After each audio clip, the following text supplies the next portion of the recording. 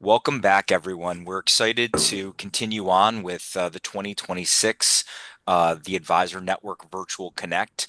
The next session today is one that you've asked for. You've asked for uh, anything and everything related to artificial intelligence or AI. And today we're going to talk a little bit about integrating that into your actual practice. So this is definitely a highlight of the Virtual Connect. And before we get into those details and introduce Sean Carroll, I'd like to, first of all, just take one step back. So, for those of you not familiar with the Advisor Network and Virtual Connect, there's over 7,000 financial professionals, wealth management professionals in the network today. We're excited that that community has grown to what it is. Well over 250 of you are on our interactive collaborative platform. If you don't know how to find that platform, let us know. We'd love to have you more active and engaging and, again, collaborating with your future advisors and peer advisors. So what I'd like to do is remind all of you there's two calls every month. One is a advisor peer-to-peer best idea sharing, and the other is our institutional spotlight series, a session like what you're about to hear today. And so we're able to bring both the peer-to-peer interactions as well as some very exciting content and best ideas from our institutional partners. Our live events coming up in just a couple of weeks. We're going to be in Saratoga for our regional meeting. Should be a great time, a great blend between, again, collaboration amongst advisors and great presentations from our partners. The next month after, we will be out in Los Angeles area down in Orange County for a one-day West Coast regional. And last but not least, in November, we are excited for getting ready for the Advisor Network Connect, our flagship event, bringing together again live interaction amongst advisors and really great content over a couple of days. All that being said, we're excited to have you join us, and hopefully you can for any and all of those events. But what you did come here for today is talking about artificial intelligence, and we're thrilled to have Sean Carroll.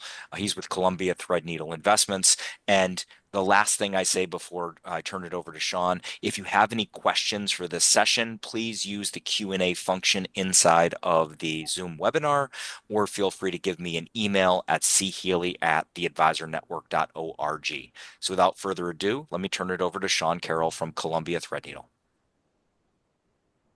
Awesome. Thank you, Colin.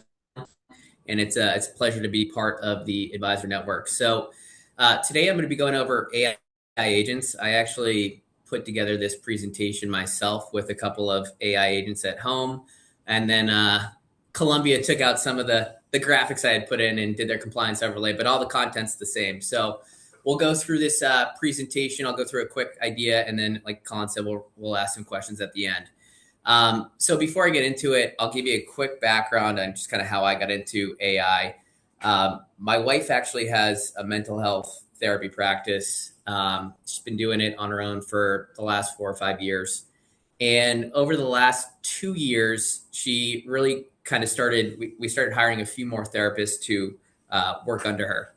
And so her job went from, seeing 8 clients a day for an hour, hour virtual each one, to then doing a lot more of the logistic work behind the scenes, whether that be doing the payroll, filing insurance claims, doing all the marketing, prospecting, all that stuff.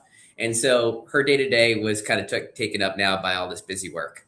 And in January of this year, I think we were having New Year's dinner with her family. We were talking about, she was talking about how she, is kind of bored at work now. Her job isn't what it used to be, not as fulfilling. And, she's spending 12 hours a day doing all this monotonous work. So her brother happened to be, this is kind of right place, right time. Her brother happened to be a computer engineer and had already downloaded OpenClaw and some other agents on his computer. And so when she was talking about it, he's like, wow, this is like the perfect use case to implement AI agents. So why don't we start doing that?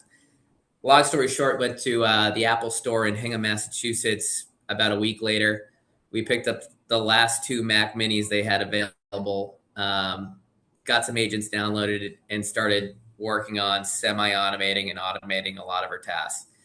Fast forward to August today, 8 months later, she's actually tripled her workforce. So she's hired another 8 therapists. tripled her revenue. And now she actually texts me at like 11 a.m. every day asking me when I'm going to be home because she's bored. So I say that because, I had a very good experience with the technology. It's definitely something that everybody at some point needs to adopt. And so I asked myself, okay, as a wholesaler, I obviously have to wait for some of the compliance aspects of this to clear before I can use a lot of AI capabilities in house, although they have been clearing quickly. What's the best way to deliver AI to my client base? And that's educating people on what AI agents are. So, what we're going to cover today, I'll go over the basics, just kind of what an AI agent is, how it differs from a traditional chatbot, which I'm sure all of you have all used before. We'll go into some of the AI vocabulary. They've kind of created a whole new language around AI that you probably need to know some of the terms. We'll go over use cases, both at home that you can do and at work. Obviously, with the work ones, I'll say it again, but you definitely need to check with compliance before you do any of that at work. And then lastly, we'll go over how to kind of get started. So what is an AI agent? I think this is the most important slide of the deck. If you read the Financial Times, if you watch CNBC, read Barron's, essentially every headline outside of the current Iran war is centered around AI or agentic AI. And so what is that really? Well, I used my territory as an example just to kind of describe it. So call it 6 or 7 months ago, let's say I'm out in the territory and I had a cancellation, but one of my biggest teams wants to grab lunch Thursday night. I'm driving. I don't have time to ask people where to go. 7 months ago, I would have asked ChatGPT, a chatbot, what's the best steakhouse in Buffalo to take my 3 clients Thursday night at 7? The chatbot would do its research, maybe come back to me with Buffalo Chop House is the best option. It could give me a couple other ones if that doesn't work. But then I would still have to, call the restaurant, go on to OpenTable, book the reservation, create a calendar invite my clients and so on, which was fine. But the chatbot helped out with that. Fast forward today with AI agents, instead of asking it a question, you actually delegate a task or a job to the agent, just like you would an employee. So with an agent, I'm telling it to find the best steakhouse in Buffalo for a party of 4 at 7 Thursday. I want you to book it for me on OpenTable, add it to my calendar, invite my 3 clients. And so the agent, if you look on the left here, will take your prompt, use its tools, whether that's going on the web, any applications it has access to, or files, and essentially run a reoccurring loop until the entire task is finished. And so, it will find Buffalo Chop House as the best steakhouse, go into my OpenTable, book it, add it to my calendar, invite my 3 clients. That entire task is done. And so why is this a big deal? Like, this is the big breakthrough because we've essentially unlocked drop-in remote worker, or, you could call it digital executive assistant, right? We're going to be adding millions, if not billions, of these agents to the workforce this year and in the coming years going forward. So you might be saying to yourself, okay, Sean, I get it. Yeah, I know what an agent is. That's awesome. How do I actually do it? How do I use one or wield one? And the way to do it is you got to use what's called an agentic harness, or a harness for short. And all that is it's essentially a software layer on top of a large language model. So if you think of the top 4 large language models, it's Claude, ChatGPT, you have Grok, and then you have Gemini with Google. And essentially all these are different harnesses designed to lay on top of one of those. For instance, Codex, that's the OpenAI or ChatGPT harness. Codex is really good. If you've ever had somebody, a tech person, take control of your computer and fix a bug, that's something that Codex can do very well. Copilot is a harness for Microsoft. And so, you have access to all your Microsoft applications and can run agentic workflows within that. Cursor is another harness. It was actually just recently purchased by SpaceX a few months ago, and originally designed for software developers to help build applications. Claude Code is the big one everybody probably has heard about. The Swiss Army knife, they're definitely the leader in AI technology right now. And you can kind of do anything with Claude Code. And then lastly, There's harnesses like Perplexity Computer. Um, they're kind of the package deal, so or a bundle deal, if you want to call it that. So it's a harness that's already kind of pre-built out, but then you can actually choose which underlying large language model you want to use, whether that's ChatGPT, Claude, or any of the open source Chinese models are available as well. So what's the catch with this? And the catch is all of this AI work costs a lot of money. And the way that these companies are charging you, they used to be charging you as kind of a subscription service, and now they're actually charging you per output in the way of tokens. And so a token broken down is essentially it's three-fourths of a word or it's one singular unit of meaning. And so I use Perplexity to create this slide, but I'll use a different word to make it more simple. So if you think of the words or the word bug, B-U-G, that has one unit of meaning. It's a one token word. But if you think of the word unbelievable, unbelieve and able all have their own separate units of meaning. And so that's a three token word. Why is that important? Your input, so the prompt that you type into the AI, plus your output, whatever that might be, whether it's an email, PDF, PowerPoint, just text, the total tokens in both of those combined is what they charge you for the task. And so it would be like a gas station, saying, hey, you could pay $25 a month. You can get as much gas as you want. That just wouldn't work. They have to charge way of tokens. You're messing around with different workflows, different AI technologies. We were spending a lot. I mean, we were spending north of $1,000 a month on tokens. It's dwindled down, but just wanted to, let everybody know the cost of tokens right now is extremely high and one of the detractors, I guess, from people implementing some of this stuff. So how can we start using AI agents? I'll go over some use cases at home and then, like I said, some at the practice. But use cases at home, these are some fun ones. Trip planning and booking. I actually just recently went to Aruba with my wife.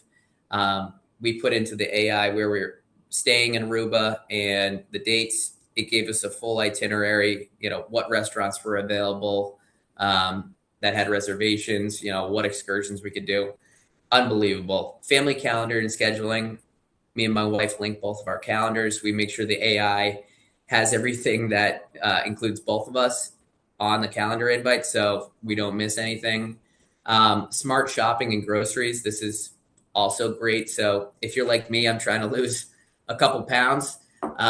You put in all of your, personal health statistics, and you can also have it shop for you. Link the meal plan to Whole Foods and get it delivered to your house without lifting a finger. Personal finance and bills. I also have most of my accounts linked up to Perplexity. Gives me notifications on all my single stock holdings, where I should maybe cut back some spending on my credit card, stuff like that. And then lastly, home and errand management. There's a honking trucks outside, but home and errand management. I used this for landscaping actually recently. So I had some dead spots in my grass, took a picture of it, put it into the AI. It told me, what exactly I should do, what Scott's turf builder to use, stuff like that. So that's great. Getting into use cases for financial advisors. So I think these are the top 5 ones that advisors can use immediately and really free up time in your day and allow you to grow your AUM without having to hire 2 or 3 more CSAs or service assistants. So first one would be drafting financial plans for you. I actually used to work at an RIA. I was doing a bunch of financial planning input into eMoney. And, depending on what firm you're at, I have to restate this. You got to make sure that, this is, in line with your compliance. But there's ways to get around that. So if you have the ability to start using AI agents at your firm, you can actually get them to do a lot of the input work, on eMoney. So let's say you have 10 client review meetings that week. You put all the client data into the AI, go get coffee at Starbucks. You come back to your email inbox. You have all the financial plans sitting there. You can even have it link it to the individual calendar invite, so it's just ready for you to click. Meeting prep and follow up.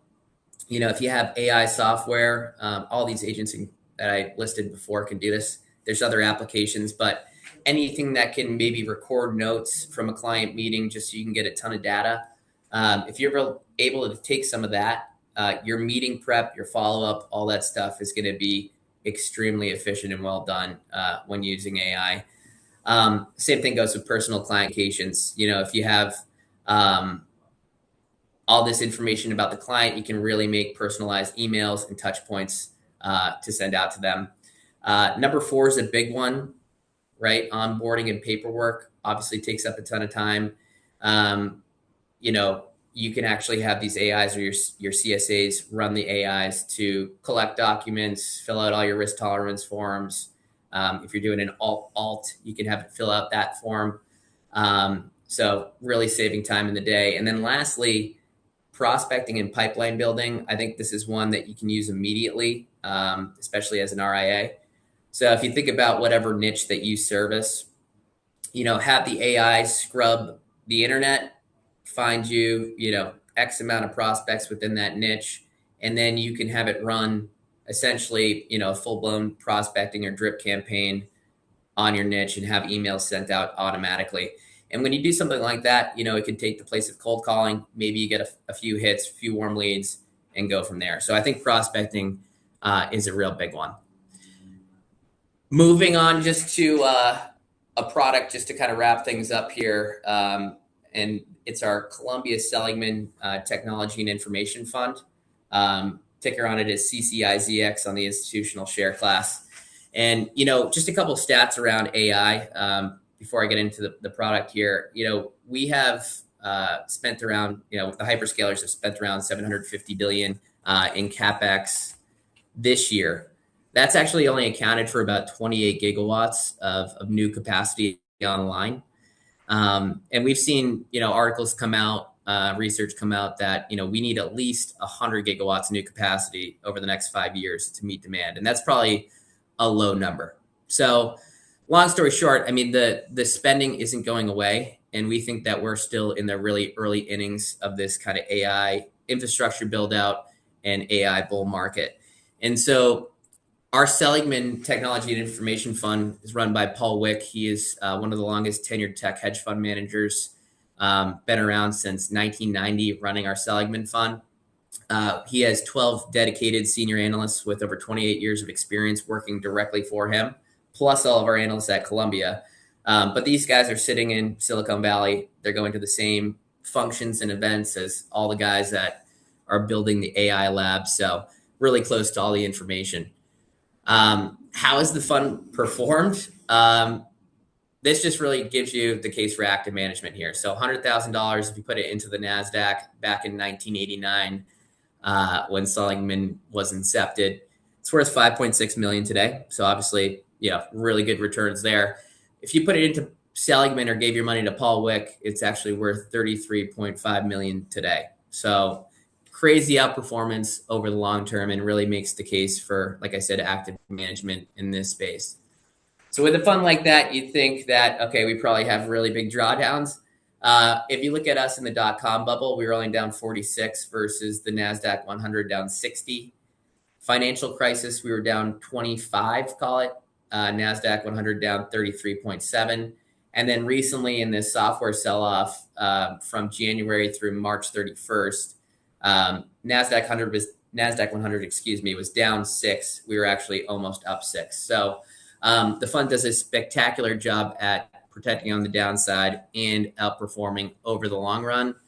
And I think one of the biggest differentiators between us and a lot of the, call it tech funds out there or large cap growth funds is really within our top 10 holdings. So if you look at us, we got names like Bloom Energy, Lam Research, Western Digital, Marvell. They're all playing on these AI bottleneck themes. And so we really think, the bottlenecks for AI are power, semi-equipment, and storage. Bloom Energy plays on the power side. They make the most efficient fuel cells in the world. You can hook them up to data centers in 6 months without hooking up to the grid. Lam is really advanced. They make all of the etching machines for AI, really expensive, hard industry to get into. Nobody's been able to really replicate that yet. And then obviously storage. You've seen, the memory stocks, storage stocks, go on a really good run the last 2 years, really. But Western Digital, we're bullish on them. We think long-term memory or long-term storage is a theme that's going to stay for a while. So that is the Seligman Tech and Info Fund. If you have any clients that are looking to, invest in a kind of an AI pure play, look no further than CCIZX. And I'll just leave you with one quote as a takeaway before we open it up to questions. But I would say, the people that learn to delegate to AI will now have a definitive advantage both at home and at work. And I couldn't believe that anymore. So with that, I'll wrap it up and open it up to any questions. Perfect. So, real quick disclaimer. So, for anyone out there, some of the questions that came in were specific to your own company. What can you do? How can you integrate this? The answer is pretty simple. I'll even steal some of Sean's thunder. Um, you need to ask your management, ask your compliance, talk to folks there about what tools are available to you and what your firm allows. Here at the Advisor Network, there's no recommendation on what you can and can't do. You need to ask those questions. So Sean's given you a wide range of things you're able to potentially do. The question is, please speak to a manager about that. So before we go into any specifics in these questions, just remember that's the overarching theme here. Make sure you ask the right people what is the right fit for you and what can you do. So another question that came up, Sean, there's a lot of folks out there that want to do some more research here. The question that maybe I'll blend a few together was, what are you reading, following, things of that nature to kind of keep up with what's going on in the AI world so you can stay educated? Yeah, great question. So, I mean, every day you turn on the TV, there's probably 5 new headlines on AI advancements. It's really hard to kind of keep up with everything, even if you're trying to stay on top of it. And so the route that I would take actually is not necessarily stuff to read. If you want to read an essay, the situational awareness essay of the hedge fund that just blew up is a pretty good one. But as far as other resources, I like to listen to podcasts, and I think it's just a really good way to get current info. You hear people have a genuine conversation for a couple hours. And so 2 podcasts that I would recommend and for you guys to jot down. The first one would be it's called the Dwarkesh podcast. He has a lot of the big AI or tech CEOs on. So if you can pick one with like Jensen Huang from NVIDIA or Dario from Anthropic, listen to those. There's a wealth of information in that can get you up to speed. The other thing I'd recommend you watching, Jensen Huang is probably one of the best storytellers of all time. And every year, NVIDIA has what's called NVIDIA GTC or Global Tech Conference. There was one in California. There was one a month or 2 ago in Taipei. Click the keynote speech on that. Listen to Jensen's first 30 minutes. It's similar to the presentation I just gave, but like I said, he really lays it out and explains everything super, super easy. So those are the 2 resources that I would, start with to kind of get your basics. That's a good answer.